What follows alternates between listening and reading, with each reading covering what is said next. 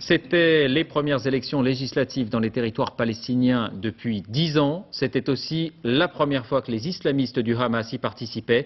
Eh bien, ce que tout le monde prévoyait est en train de se produire. Le Hamas va faire une entrée retentissante au Parlement, même s'il n'arrive qu'en deuxième position. Journée marquée aussi par une forte participation. Envoyés spéciaux Dorothée Oliéric, Talal Abouramé. Quand on joue le jeu des urnes, il faut y mettre les formes. Ce matin, les militants du Hamas, du Fatah et tous les autres ont déposé les armes pour aller voter.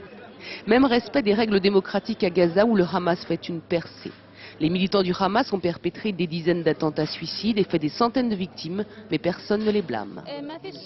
Avec le Hamas, il n'y aura plus de corruption généralisée. L'argent sera redistribué au peuple. Le Hamas va apporter l'État islamique avec ses principes. On pourra vivre en liberté.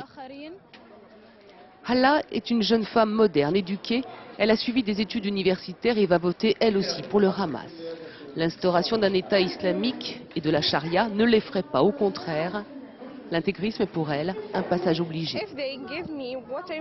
S'ils me donnent ce que je veux, ma terre libre, ma liberté, mon passeport palestinien, ma carte d'identité, alors j'abandonnerai tout ce qui est superflu et je sacrifierai sans problème mon maquillage ou mes jeans. Dans la bande de Gaza, l'autorité palestinienne a décrété l'état d'urgence. Malgré le calme apparent, la situation est extrêmement tendue depuis plusieurs mois. Guerre des gangs, fusillades, kidnapping d'étrangers, un climat que le Hamas dénonce, gagnant ainsi en popularité.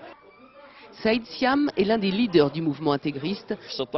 Nous n'avons pas de F-16 comme les Israéliens pour mener des attaques et notre priorité, c'est de défendre et récupérer notre terre. Pour ça, on continuera la lutte, y compris avec les attentats suicidaires. Le Hamas aura des sièges au Parlement, reste à savoir combien. Peu importe le résultat de ces élections, l'état-major israélien a d'ores et déjà fait savoir qu'il poursuivrait, si nécessaire, ces attaques ciblées contre la branche armée du Hamas, même si le parti islamiste entre au gouvernement palestinien.